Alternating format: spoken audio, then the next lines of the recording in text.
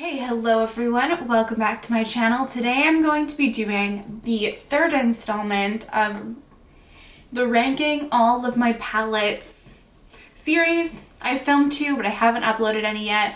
I'm trying to just bang these out so we can get like a series that isn't spread across 6 months and I can just, you know, rank the palettes as I have them now. I will link, I probably will have made a playlist by the time this video goes up, but I will link the previous videos that I've done in this series down below, as well as my palette collections. You can see all of the palettes that I have and that I will be ranking. I have about 109, although I'm not sure if I'm going to be including newer palettes or if I'm just going to be kind of setting those to the side and incorporating those in a different way. But right now, this is what I'm working with. I'm doing them in groups of 10 to be more manageable to watch and make. And I'm also doing up close swatches of all of these palettes so you can see all of the shades, how they swatch, how they look both individually and in their own color story. Mostly because I love swatching videos, I love making them and I love watching them, and I feel like there aren't enough on the internet and they're so relaxing to me. I said this in my first video, but they're the only thing that could calm me down when I was having anxiety attacks. So here I am, just trying to make the content that I want to watch, and hopefully you guys enjoy it as well. So let's just start, right? What else do we have to do? So this palette comes in at number 90. I guess I will have covered the bottom 30% of my palettes at this point. The Morphe and James Charles palette. I don't even know if it's fully in frame. It's so big. I cannot in good conscience put this higher because, I mean, I don't hate the mattes in here. Like, I think they're fine. I don't have any, honestly, major issues with them at all. I just think that, like, for how many shades are in here, I would have preferred more depth. I feel like this palette is generally very mid-toned, obviously with the exception of this darker shade and this matte, but I just don't really reach for this that much, and the shimmers in here are not that great in my opinion. They're just okay, and I just don't reach for it that much. And if I'm gonna have a rainbow palette, I want depth at least, and I want, if there are shimmers, the shimmers to be good. I just don't, like, this palette doesn't excite me, so here it is. This is where it is.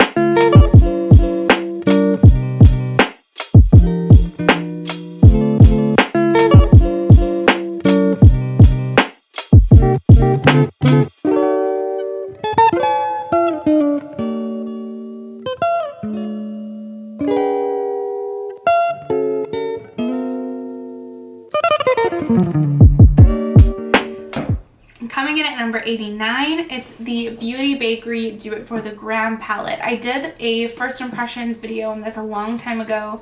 Honestly, probably wouldn't even recommend watching that because it was probably really bad.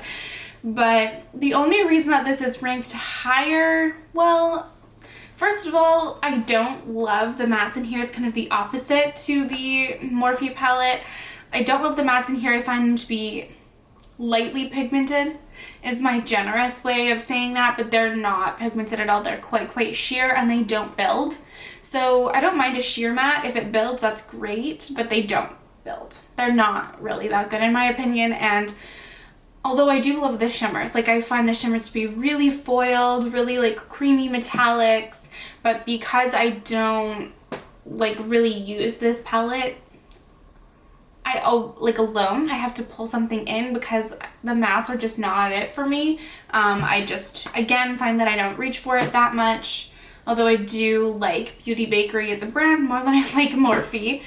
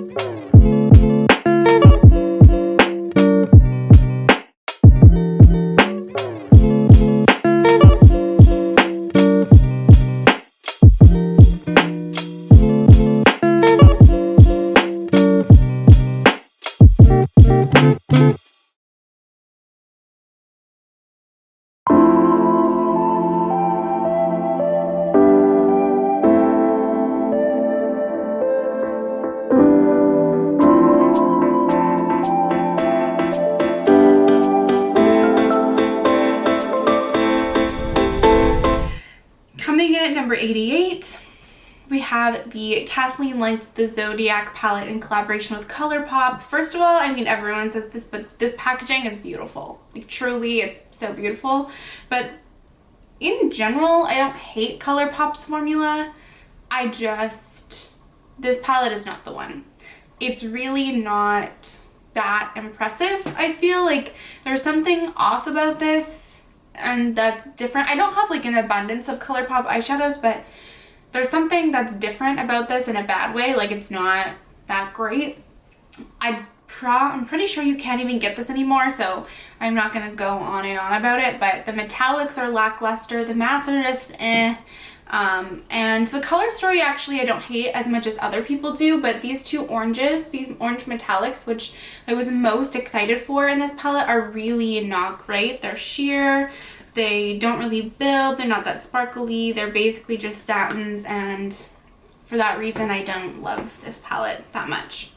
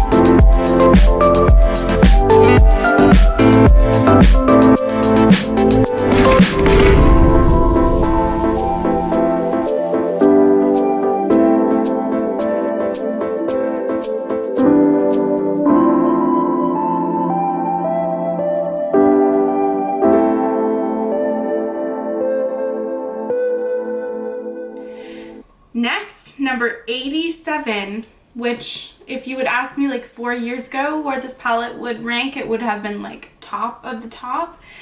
ABH Modern Renaissance. I mean, it's an OG classic. I still, again, like, don't hate this palette.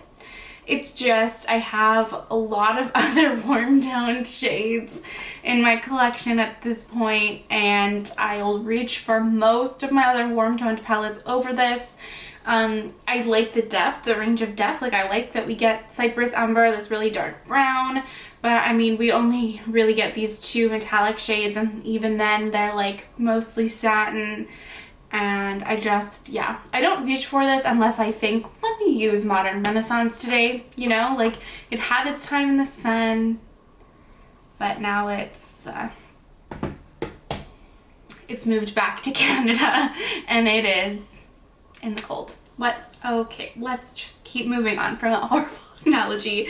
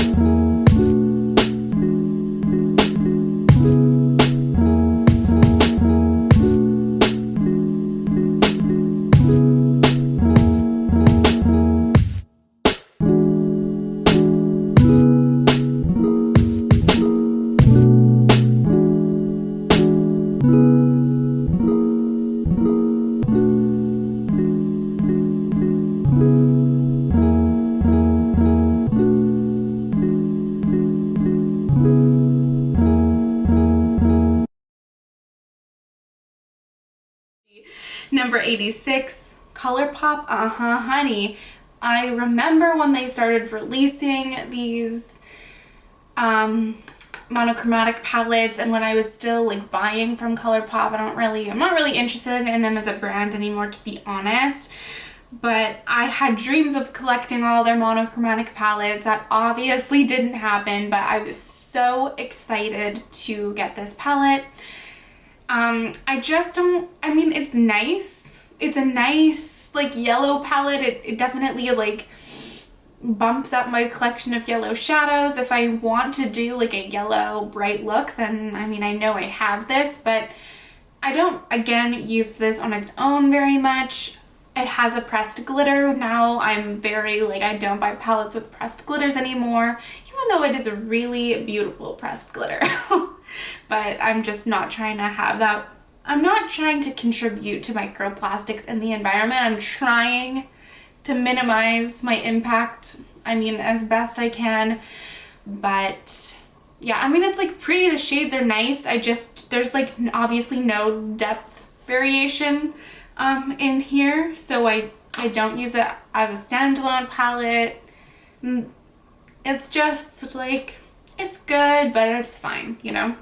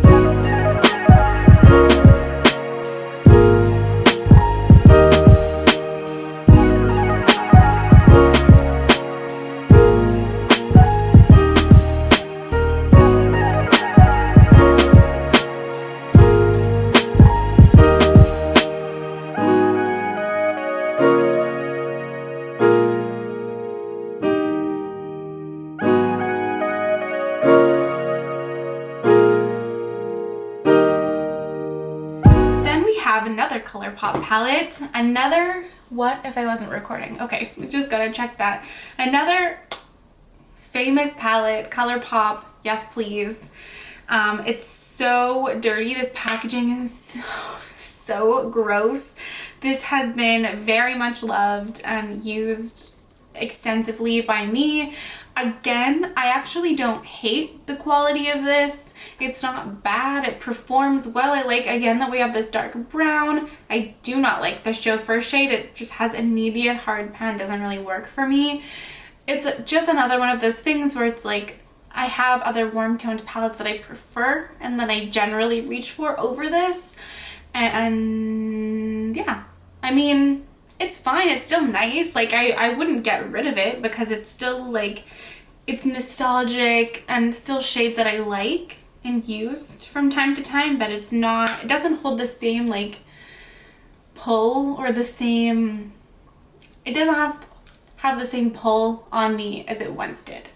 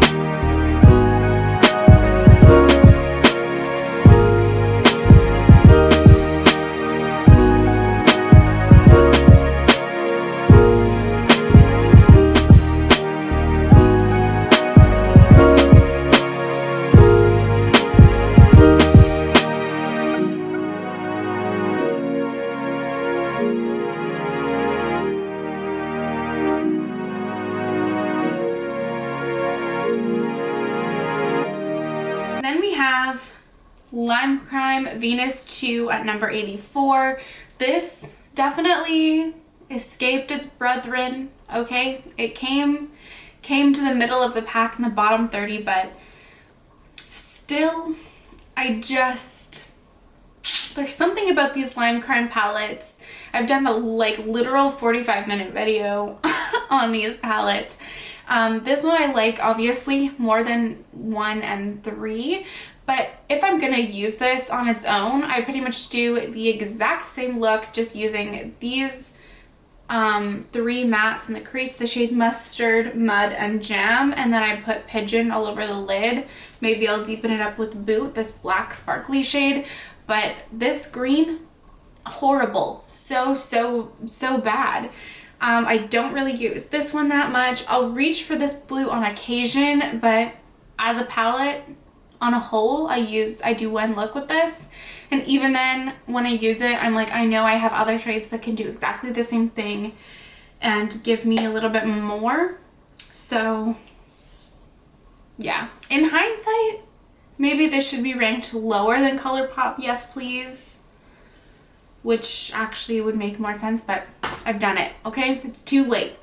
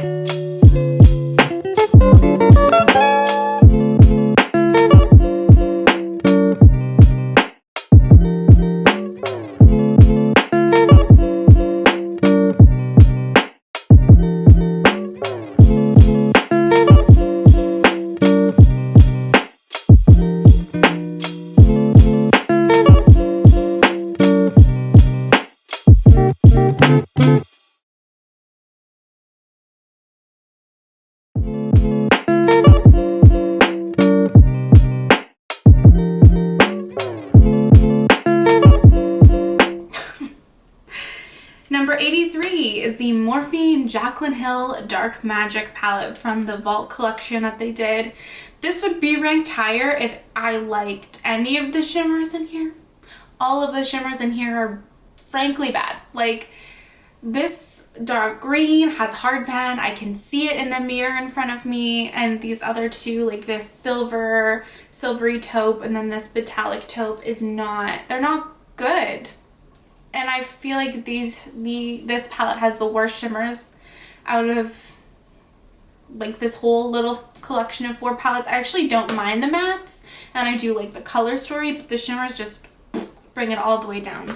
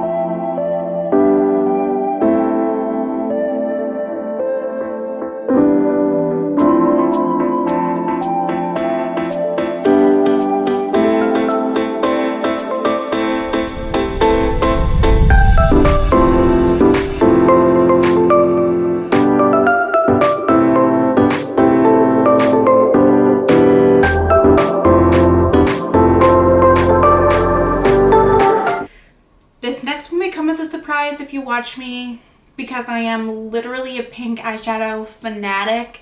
I cannot get enough pink eyeshadow.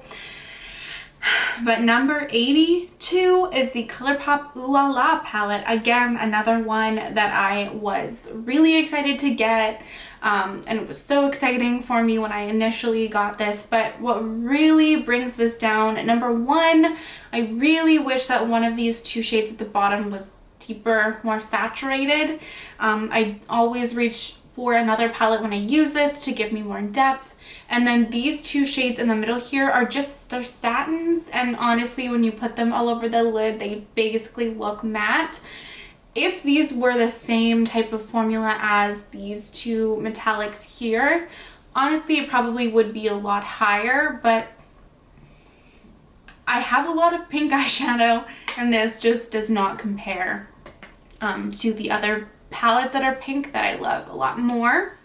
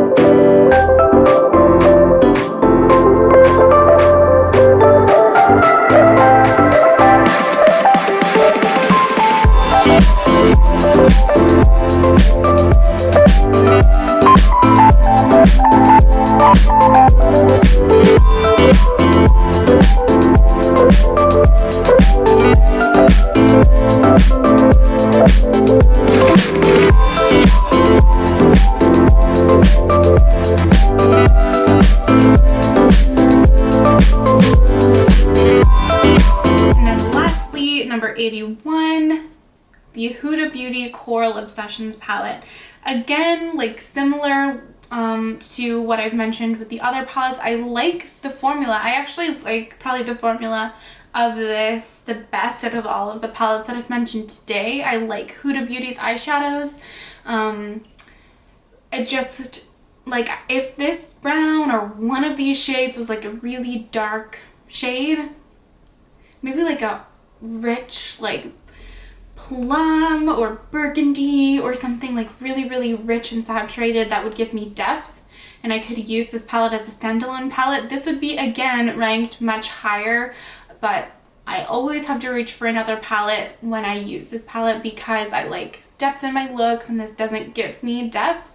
I do like this because it gives you a little bit more of a color range. Like you can go neutral, you can go peach, you can go more pink. So for that, I like this palette, and that's why it's ranked on the higher end of things in terms of the palettes that I feel meh about. But just because it doesn't have as much depth, it's just ranked a little bit lower, and I don't use this alone.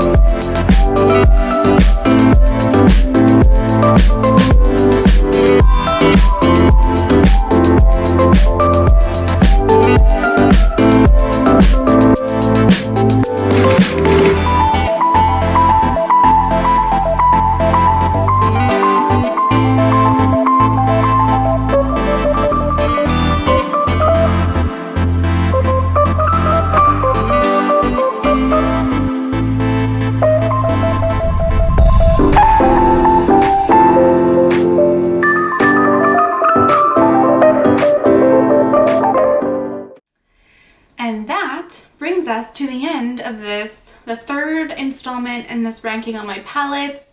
We're getting to the more exciting ones. I mean, I love all my palettes, don't get me wrong, but the bottom 30% is, you know, they're just okay. They're not the favorite children. We're getting to the favorite children soon. So yeah, I hope you enjoyed this. Let me know if you're enjoying this series. I hope you are, because I'm pre-filming these, so if it's a flop, then nothing I can do about it at this point in time. Thank you so much for watching. I would love to see you in my next video.